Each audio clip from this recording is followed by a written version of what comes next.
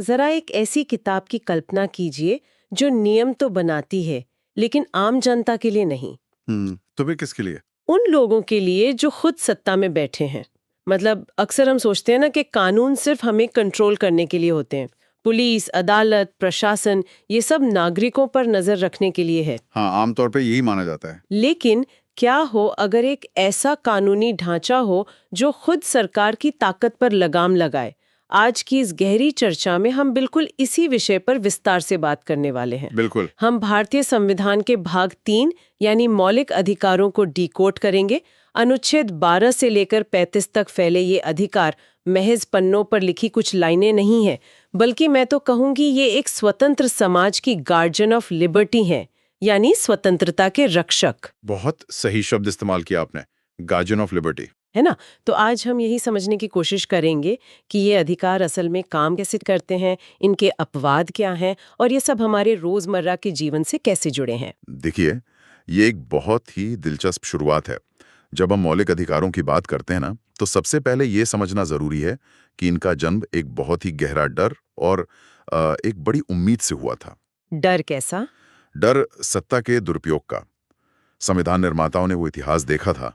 उन्हें पता था कि अगर सरकार को असीमित ताकत दे दी गई तो वो कभी भी नागरिकों को कुचल सकती है। जाहिर सी बात है। इसलिए मौलिक अधिकार एक तरह की लक्ष्मण रेखाएं हैं।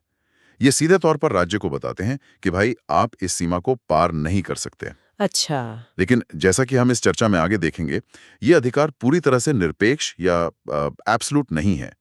समाज और व्यक्ति के अधिकारों के बीच एक बहुत ही बारीक संतुलन बनाया गया है। और संतुलन की बात करें तो शुरुआत सबसे बुनियादी चीज से करते हैं, समानता। बिल्कुल।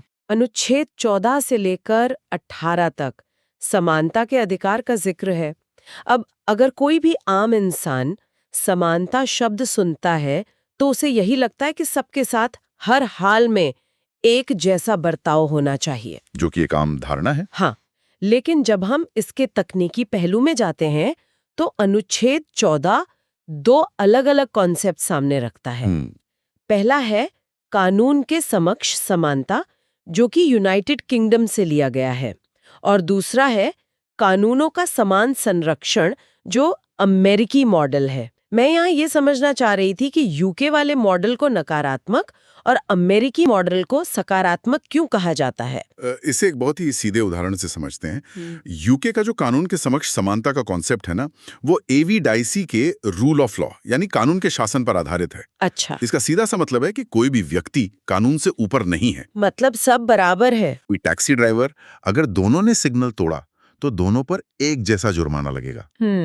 इसे नकारात्मक इसलिए कहा जाता है क्योंकि ये राज्य पर एक रोक लगाता है कि वो किसी को भी कोई विशेषाधिकार नहीं देगा। तो ये राज्य को कुछ भी अतिरिक्त करने से रोकता है। हाँ। ओके, तो ये तो एक सख्त रेफरी की तरह हो गया, जो ये नहीं देखता कि खिलाड़ी कौन है, वो बस ये देखता है कि नियम टूटा या नहीं। बहुत बढ़िया एनालॉजी है, सख्त रेफरी।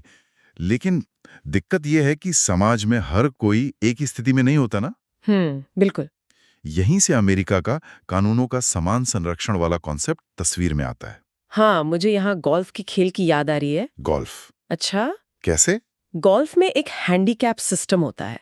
मतलब अगर एक बहुत ही अनुभवी खिलाड़ी है और एक बिल्कुल नया खिलाड़ी है और दोनों साथ खेल रहे हैं, तो दोनों को बिल्कुल एक ही शुरुआती बिंदु पर खड़ा करना असल में नाइंसाफी होगी।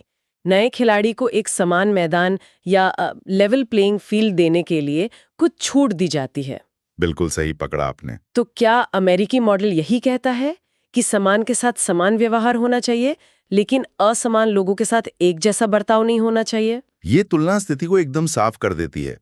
अगर दो लोग अलग अलग सामाजिक, आर्थिक या शारीरिक परिस्थितियों में हैं, तो उनके साथ बिल्कुल एक जैसा बर्ताव करना असल में असमानता को बढ़ाएगा। समझ रही हूँ। जो अमेरिकी मॉडल है वो राज्य को एक सकारात्मक कदम उठाने की आजादी देता है ताकि वो कमजोर वर्ग को सहारा देकर बाकियों के बराबर ला सके। क्या बात है।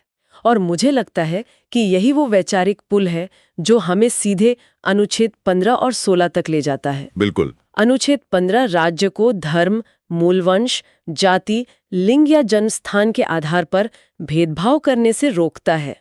लेकिन साथ ही ये महिलाओं, बच्चों, अनुसूचित जातियों, अनुसूचित जनजातियों और अब जो हाल ही में जोड़े गए आर्थिक रूप से कमजोर वर्ग हैं, उनके लिए विशेष प्रावधान करने की अनुमति भी देता है। हाँ, और अनुच्छेद 16 भी कुछ ऐसा ही करता है। सही कहा।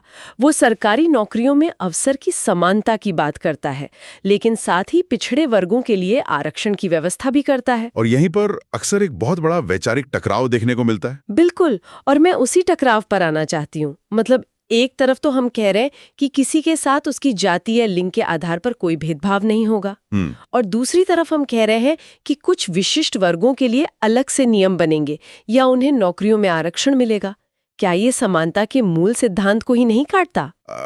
पहली नजर में देखें तो ये एक विरोधाभास लगता जरूर है, लेकिन अगर हम आपके गोल्फ के उस हैंडीकैप वाले उदाहरण को याद रखें ना, तो ये विरोधाभास तुरंत सुलझाता है। अच्छा? ये जो अपवाद हैं, चाहे वो महिलाओं के लिए विशेष नियम हो या पिछड़े वर्गों के लिए आरक्षण, ये असल में सकारात्मक भेदभाव यानी पॉजिटिव डिस्क्रिमिनेशन के उपकरण हैं। Positive discrimination. सीधी सी बात है, सदियों से जिन वर्गों को शिक्षा और संसाधनों से दूर रखा गया, उन्हें अचानक से बाकी समाज के साथ एक ही लाइन में खड़ा कर देना न्याय थोड़ी है। बिल्कुल नहीं। इसलिए संविधान आरक्षण या इन विशेष प्रावधानों को समानता के अपवाद के रूप में नहीं देखता, बल्कि इसे सच्ची समानता तक पहुंचने के एक साधन के रूप में देखता है। ये स्पष्टीकरण बहुत जरूरी था। मतलब ये समानता को तोड़ने के लिए नहीं, बल्कि उसे जमीन पर उतारने के लिए है। बिल्कुल। चलिए आगे बढ़ते हैं। समानता के इसी खंड में अनुच्छेद 17 भी आता है, जो अस्पृश्यता या छुआछूत का अंत करता है। मैंने पढ़ा है कि इसे अक्सर एक शुद्ध या प्योर मौलिक अधिकार कहा जाता है। हाँ, ऐसा इसलिए है क्योंकि बाकी अधिकारों में कहीं ना कहीं कुछ युक्त प्रतिबंध या अपवाद मिल जाते हैं। मतलब कुछ शर्तें होती हैं। हाँ, लेकिन अनुच्छेद 17 में कोई अगर मगर नहीं है। किसी भी परिस्थिति में किसी भी तर्क के साथ छुआछूत को सही नहीं ठहराया जा सकता।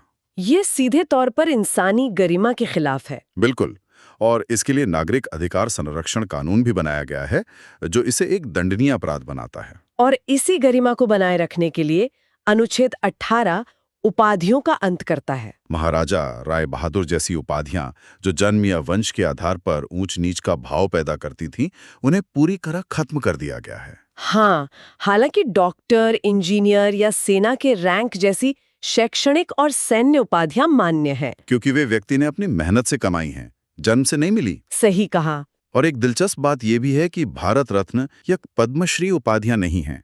मतलब कोई भी व्यक्ति इन्हें अपने नाम के आगे या पीछे लगाकर खुद को बाकियों से श्रेष्ठ नहीं दिखा सकता। तो अगर हम समानता के इस पूरे खंड को एक साथ देखें, तो ये एक समतल जमीन तैयार करता है। लेकिन एक समतल जमीन पर इंसान तब तक नहीं दौड़ सकता जब तक कि उसके पैरों में बेड़ियां हों। क्या बात है। और यहीं से हम अपनी चर्चा के अगले चरण में प्रवेश करते हैं, स्वतंत्रता का अधिकार, अनुच्छेद 19 से लेकर 22 तक का सफर। अनुच्छेद 19 को अक्सर संविधान की रीढ़ कहा जाता है। इसमें 6 तरह की स्वतंत्रताएं दी गई हैं। भाषण और अभिव्यक्ति की आजादी, जिसमें प्रेस की आजादी, सूचना का अधिकार और यहाँ तक कि चुप रहने का अधिकार भी शामिल है। बिल्कुल। इसके अलावा बिना हथियारों के शांतिपूर्वक इकट्ठा होने की आजादी, संघ या यूनियन बनाने की आजादी, पूरे देश में कहीं भी बेरोक टोक घूमने, कहीं भी बस जाने और कोई भी व्यापार या पेशा चुनने की आजादी। ये 6 स्वतंत्रताएं मैं कहूंगा कि एक नागरिक के रोजमर्रा के जीवन का एकदम आधार है। आप सरकार की आलोचना कर सकते हैं, अपनी पसंद का काम कर सकते हैं, कश्मीर से कन्याकुमारी तक जा सकते हैं। लेकिन यहां भी एक लेकिन है। राज्य की सुरक्षा, विदेशी राज्यों के साथ मैत्रीपूर्ण संबंध और सार्वजनिक व्यवस्था जैसे आधारों पर सरकार इन अधिकारों पर उचित प्रतिबंध लगा सकती है। मतलब आजादी असीमित नहीं है। बिल्कुल नहीं। आप सड़क के बीचों बीच टेंट लगाकर ये नहीं कह सकते कि मुझे कहीं भी बस जाने की आजादी है। हाँ, वो तो है। लेकिन मान लीजिए कि किसी पर कोई आरोप लगता है, तब उसकी स्वतंत्रता का क्या होगा? यहीं पर अनुच्छेद 20 तस्वीर में आता है, जो दोष सिद्धि से संरक्षण देता है। इसमें मैंने 3 बहुत ही तकनीकी लेकिन बेहद जरूरी बचाव देखे हैं। पहला है एक्स पोस्ट फैक्टो लॉ, यानी पूर्व पद प्रभाव कानून से बचाव। दूसरा है डबल जेपार्डे या दोहरा दंड से बचाव। और तीसरा है सेल्फ इंक्रिमिनेशन या आत्म अभिशंसन से बचाव। नाम थोड़े मुश्किल हैं। बहुत मुश्किल है। क्या हम इन्हें थोड़े आसान शब्दों में समझ सकते हैं? जरूर। पूर्वपद प्रभाव कानून से बचाव का सीधा सा मतलब है कि सरकार पुरानी तारीख से कोई सजा लागू नहीं कर सकती। पुरानी तारीख से? आप मान लीजिए आज सड़क पर लाल रंग की शर्ट पहनना कानूनी है। आपने आज लाल शर्ट पहनी, कल सरकार एक नया कानून बनाती है कि लाल शर्ट पहनना अपराध है। अच्छा। तो सरकार आपको उस काम के लिए सजा नहीं दे सकती जो आपने कल किया था, क्योंकि उस वक्त वो अपराध था ही नहीं। ओहो, समझ गई। और ये जो डबल जेपार्डी है, इसका मतलब है कि एक ही अपराध के लिए 2 बार सजा नहीं मिल सकती। बिल्कुल। अगर अदालत ने किसी चोरी के लिए सजा दे दी है तो उसी चोरी के लिए उस व्यक्ति पर दोबारा मुकदमा चलाकर एक और सजा नहीं दी जा सकती। और तीसरा है सेल्फ इंक्रिमिनेशन। हाँ, पुलिस या जांच एजेंसियां किसी भी आरोपी को खुद अपने ही खिलाफ गवाही देने के लिए मजबूर नहीं कर सकती। मतलब कोई जबरदस्ती कबूलनामा नहीं करवा सकता। सही कहा। ये पुलिस के प्रताड़ना से बचाने का एक बहुत बड़ा हथियार है। ये तो हो गई मुकदमों की बात, लेकिन अब आते हैं उस अनुच्छेद पर जो हमारे अस्तित्व से जुड़ा है। अनुच्छेद 21, यानी प्राण और दैहिक स्वतंत्रता का संरक्षण। सबसे महत्वपूर्ण। इसे संविधान का सबसे अधिक विकसित होने वाला अनुच्छेद माना जाता है, और जब भी इसकी बात होती है मेनका गांधी केस का जिक्र जरूर आता है। बिल्कुल आता है। इस केस ने ऐसा क्या बदल दिया था? मुझे सिर्फ इतना पता है कि इसने विधि द्वारा स्थापित प्रक्रिया के ऊपर विधि की उचित प्रक्रिया यानी ड्यू प्रोसेस को तरजीह दी। लेकिन जमीन पर इसका मतलब क्या है? देखिए, ये एक बहुत ही ऐतिहासिक बदलाव था। मेनका गांधी केस से पहले अदालतें सिर्फ ये देखती थीं कि क्या सरकार ने किसी की आज़ादी छीनने के लिए कोई कानून बनाया है और क्या उस कानून को लागू करने में सही प्रक्रिया का पालन किया गया है। अच्छा। अगर संसद ने एक कानून पास कर दिया और पुलिस ने उस प्रक्रिया को फॉलो किया तो अदालत दखल नहीं देती थी। मतलब अदालत सिर्फ चेकबॉक्स टिक कर रही थी कि नियम फॉलो हुए या नहीं। बिल्कुल, बस प्रक्रिया देखी जाती थी। लेकिन मेनका गांधी का पासपोर्ट जब बिना किसी स्पष्ट कारण के जब्त कर लिया गया तो सुप्रीम कोर्ट ने अपना नजरिया बदला। कोर्ट ने कहा कि सिर्फ एक कानून का होना और प्रक्रिया का पालन होना काफी नहीं है। वो कानून खुद में न्यायपूर्ण, निष्पक्ष और तार्किक होना चाहिए। यही अमेरिकी कॉन्सेप्ट ड्यू प्रोसेस है। तो अब कोर्ट कानून की नीयत भी देख सकती है। बिल्कुल। अब कोर्ट ये भी पूछ सकती है कि आपने जो कानून बनाया है क्या वो मनमाना या तानाशाही से भरा तो नहीं है। ये तो न्यायपालिका की ताकत को बहुत बढ़ा देता है। हाँ, और इसी व्याख्या के बाद हमने देखा कि अनुच्छेद 21 का दायरा बहुत तेजी से फैला। सही बात है। जीवन के अधिकार का मतलब सिर्फ सांस लेना नहीं रह गया, बल्कि मानवीय गरिमा के साथ जीना बन गया।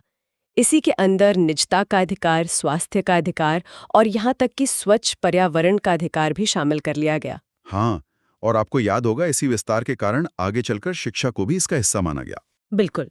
वहीं से तो अनुच्छेद 21A आया, जिसे 2002 में 86वें संशोधन द्वारा जोड़ा गया। इसने 6 से 14 वर्ष के बच्चों के लिए मुफ्त और अनिवार्य शिक्षा को एक मौलिक अधिकार बना दिया। क्योंकि बिना शिक्षा के गरिमापूर्ण जीवन कैसे जिया जा सकता है। एकदम सही। लेकिन यहाँ मैं थोड़ा डेविल्स एडवोकेट बनना चाहूंगी। पूछिए। अगर अनुच्छेद 21 में निजता से लेकर स्वच्छ हवा और शिक्षा तक सब कुछ अंतर्निहित या छिपा हुआ मान लिया गया है, तो क्या ये एक जादुई टोपी की तरह नहीं बन गया है? जादुई टोपी? हाँ, मतलब जहां से हर रोज अदालतें एक नया अधिकार निकाल लेती हैं। क्या संविधान बनाने वालों ने कभी ऐसा सोचा होगा? ये सवाल अक्सर कानूनी हलकों में उठाया जाता है। इसे जादुई टोपी कहना शायद थोड़ा अतिशोक्ति लगे, लेकिन ये दरअसल एक जीवंत संविधान या लिविंग कॉन्स्टिट्यूशन की निशानी है। अच्छा, वो कैसे? देखिए, जब संविधान लिखा गया था तब शायद इंटरनेट डेटा की चोरी या हवा का जहरीला होना इतने बड़े खतरे नहीं थे। ये तो आज की समस्याएं हैं। बिल्कुल। लेकिन आज एक गरिमापूर्ण जीवन जीने के लिए ये चीजें दांव पर है। अगर हम अनुच्छेद 21 का विस्तार नहीं करेंगे तो संविधान समय के साथ अप्रासंगिक हो जाएगा। ये सोचने का एक बहुत ही शानदार तरीका है। मतलब कानून को समाज के साथ विकसित होना ही चाहिए। एकदम। इसी व्यक्तिगत स्वतंत्रता के खंड का आखिरी हिस्सा है अनुच्छेद 22, जो गिरफ्तारी से संरक्षण देता है। इसमें एक तरफ तो सामान्य अपराधों में गिरफ्तारी की बात है, जहां आपको 24 घंटे के भीतर मजिस्ट्रेट के सामने पेश करना होता है। लेकिन इसका दूसरा हिस्सा है निवारक निरोध या प्रिवेंटिव डिटेंशन। और ये प्रिवेंटिव डिटेंशन बहुत ही विवादास्पद विषय है। ऐसा क्यों? क्योंकि इसमें व्यक्ति को इसलिए गिरफ्तार नहीं किया जाता कि उसने कोई अपराध किया है, बल्कि इसलिए किया जाता है क्योंकि सरकार को शक है कि वो भविष्य में कोई अपराध या दंगा कर सकता है। मतलब सिर्फ शक के आधार पर? हाँ, और चूंकि इसमें बिना अपराध साबित हुए आजादी छीनती है, इसलिए अनुच्छेद 22 कुछ सुरक्षा उपाय देता है, जैसे एक सलाहकार बोर्ड का गठन, ताकि राज्य इस ताकत का अंधाधुंध इस्तेमाल ना कर सके। समझ गई। तो समानता मिल रही, स्वतंत्रता मिल गई, लेकिन समाज में सिर्फ राज्य ही ताकतवर नहीं होता। कई बार समाज के कुछ वर्ग इतने ताकतवर हो जाते हैं कि वे कमजोरों का शोषण करने लगते हैं। बिल्कुल, समाज की अपनी बुराइयां भी होती हैं। और यही हमें अनुच्छेद 23 और 24 की तरफ ले जाता है, शोषण के विरुद्ध अधिकार। अनुच्छेद 23 मानव तस्करी, बेगार और किसी भी तरह के जबरन श्रम पर रोक लगाता है। और अनुच्छेद 24 14 वर्ष से कम उम्र के बच्चों को कारखानों, खदानों या खतरनाक कामों में झोंकने से बचाता है। असल में ये दोनों प्रावधान इस बात की गारंटी देते हैं कि इस देश में कोई भी इंसान किसी दूसरे इंसान की संपत्ति नहीं हो सकता। मतलब इंसान बिकाऊ नहीं है। बिल्कुल, इंसान बिकाऊ नहीं है और बचपन को खतरनाक फैक्ट्री में जलाया नहीं जा सकता। बहुत गहरी बात कही आपने। अब शारीरिक शोषण से बच गए तो बात आती है आत्मा और पहचान की। भारत जैसे विविध देश में धर्म और संस्कृति का बहुत महत्व है, बहुत ज्यादा। अनुच्छेद 25 से लेकर 28 तक धार्मिक स्वतंत्रता की बात की गई है। यहाँ भी मैंने देखा कि दो अलग अलग स्तर हैं। अनुच्छेद 25 व्यक्ति की बात करता है कि कोई भी इंसान अपनी अंतरात्मा की आवाज सुन सकता है, किसी भी धर्म को मान सकता है, उसका आचरण और प्रचार कर सकता है। और दूसरी तरफ है अनुच्छेद 26, जो एक पूरे समूह या समुदाय की बात करता है। अच्छा, सामूहिक अधिकार। हाँ, ये धार्मिक संस्थाओं को अपने मामलों का खुद प्रबंधन करने, संपत्ति खरीदने और उसका प्रशासन करने का अधिकार देता है। 25 व्यक्तिगत हैं, 26 सामूहिक हैं। लेकिन इन सब के बीच ना मुझे अनुच्छेद 27 बहुत ही व्यवहारिक लगता है। वो कैसे? ये कहता है कि राज्य किसी एक विशिष्ट धर्म को बढ़ावा देने के लिए नागरिकों से कोई टैक्स या कर नहीं वसूल सकता। अक्सर हम धर्मनिरपेक्षता को बहुत ही दार्शनिक नजरिया मानते हैं, लेकिन ये तो बहुत ही वित्तीय और जमीनी बात हो गई। और यही भारतीय धर्मनिरपेक्षता की खूबसूरती है। राज्य का अपना कोई धर्म नहीं है और जो टैक्स का पैसा सरकार के पास आता है वो सभी नागरिकों का है, चाहे वो किसी भी धर्म के हों। बिल्कुल। इसलिए उस पैसे का इस्तेमाल किसी एक धर्म के प्रचार प्रसार के लिए नहीं किया जा सकता। इसी कड़ी में अनुच्छेद 28 ये सुनिश्चित करता है कि जिन शिक्षण संस्थानों को पूरी तरह से राज्य द्वारा फंड किया जाता है, उनमें कोई धार्मिक शिक्षा नहीं दी जाएगी। और पहचान की इसी रक्षा को आगे बढ़ाते हुए अनुच्छेद 29 और 30 आते हैं, जो अल्पसंख्यकों के सांस्कृतिक और शैक्षिक अधिकारों की रक्षा करते हैं। बहुसंख्यक समुदाय तो अपनी तादाद के बल पर अपनी भाषा, लिपि या संस्कृति को बचा ही लेगा, जाहिर है। लेकिन जो भाषाई या धार्मिक अल्पसंख्यक हैं, उन्हें यह अधिकार दिया गया है कि वे अपनी संस्कृति को संरक्षित कर सकें और अपने शिक्षण संस्थान स्थापित कर सकें। तो देखिए, यहां तक हमने अधिकारों का एक बहुत बड़ा स्पेक्ट्रम कवर कर लिया है, लेकिन एक बहुत बड़ा सवाल अभी भी बाकी है। वो क्या? कागज पर तो ये सब बहुत अच्छा लगता है, लेकिन अगर कल को कोई सरकारी अधिकारी या पुलिस महकमा आपके इन अधिकारों को मानने से इनकार कर दे, तो आप क्या करेंगे? ये तो है। ये अधिकार तब तक महज खोखले वादे हैं जब तक इन्हें लागू करवाने का कोई मजबूत तंत्र ना हो। और उसी तंत्र का नाम है अनुच्छेद 32, संवैधानिक उपचारों का अधिकार। बिल्कुल सही। Doctor B.R. अम्बेडकर ने इसे संविधान का हृदय और आत्मा कहा था। सामान्य मुकदमों में अगर आपके साथ कुछ गलत होता है तो आप पहले निचली अदालत जाते हैं, फिर हाई कोर्ट और फिर सालों बाद सुप्रीम कोर्ट का नंबर आता है। एक लंबी प्रक्रिया होती है। हाँ, लेकिन अगर आपके मौलिक अधिकारों का हनन होता है तो अनुच्छेद 32 आपको सीधे बिना किसी लाइन में लगे देश की सबसे बड़ी अदालत का दरवाजा खटखटाने का एक तरह का VIP पास देता है। बहुत सही एनालॉजी है। और जब आप सुप्रीम कोर्ट पहुंचते हैं तो कोर्ट के पास इन अधिकारों को लागू करवाने के लिए कुछ विशेष हथियार होते हैं, जिन्हें रिट कहा जाता है। कुल 5 तरह की रिट होती हैं और इनके नाम काफी भारी भरकम है। हाँ। चलिए इन्हें एक एक करके डिकोड करते हैं। चलिए। सबसे पहली और शायद सबसे मशहूर है बंदी प्रत्यक्षीकरण या हैबियस कॉर्पस। इसका लैटिन में मतलब है शरीर को प्रस्तुत किया जाए। अगर पुलिस या कोई भी संस्था किसी व्यक्ति को अवैध रूप से हिरासत में लेती है या वो गायब हो जाता है, तो कोर्ट सीधे आदेश देता है कि उस व्यक्ति को हमारे सामने पेश करो। ये अवैध हिरासत के खिलाफ सबसे बड़ा हथियार है। और दूसरी रिट है परमादेश या मैंडेमस। इसका क्या मतलब होता है? इसका सीधा सा मतलब है हम आदेश देते हैं। मान लीजिए कोई सरकारी अधिकारी, जैसे कोई म्युनिसिपल कमिश्नर या पुलिस ऑफिसर, अपना सार्वजनिक कर्तव्य निभाने से मना कर रहा है। अच्छा। ऐसे में कोर्ट उसे आदेश दे सकता है कि भाई आप अपनी ड्यूटी पूरी कीजिए। इसके बाद 2 रिट और हैं जो मुख्य रूप से न्यायपालिका के अंदर के कामकाज को सुधारने के लिए हैं, प्रतिषेध और उत्प्रेषण। हाँ, अगर कोई निचली अदालत किसी ऐसे मामले की सुनवाई कर रही है जो उसके अधिकार क्षेत्र में आता ही नहीं है, तो ऊपरी अदालत प्रतिषेध रिट जारी करके उसे वहीं रोक देती है। मतलब प्रिवेंशन की तरह। बिल्कुल। और अगर निचली अदालत ने अधिकार क्षेत्र से बाहर जाकर कोई फैसला सुना भी दिया है, तो उत्प्रेषण के जरिए ऊपरी अदालत उस फैसले को सीधे रद्द कर देती है। समझ गए। और आखिरी रिट है अधिकार पृच्छा या क्वो वारंटो, यानी किस अधिकार से। अगर कोई व्यक्ति किसी सरकारी पद पर अवैध रूप से बैठा है, मान लीजिए उसने फर्जी डिग्री के सहारे नौकरी पाई है, तो कोर्ट उससे पूछ सकती है कि आप किस अधिकार से इस कुर्सी पर बैठे हैं और उसे पद से हटा सकती है। इन 5 रिट को समझने के बाद ये बिल्कुल साफ हो जाता है कि डॉक्टर अंबेडकर ने इसे हृदय और आत्मा क्यों कहा था। अगर शरीर में दिल न धड़के तो सारे अंग बेकार हैं। बिल्कुल। वैसे ही अनुच्छेद 32 के बिना बाकी सारे अधिकार निष्प्राण हैं। बहुत खूब। अब हम इस चर्चा के आखिरी और शायद सबसे तकनीकी पड़ाव पर आ गए हैं।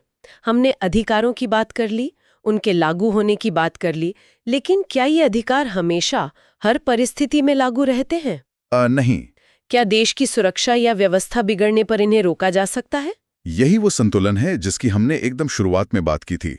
संविधान राष्ट्र की सुरक्षा को व्यक्ति के अधिकारों से ऊपर रखता है, और इसी संदर्भ में हमें अनुच्छेद 34 यानी मार्शल लॉ और अनुच्छेद 352 यानी राष्ट्रीय आपातकाल के बीच का अंतर समझना होगा।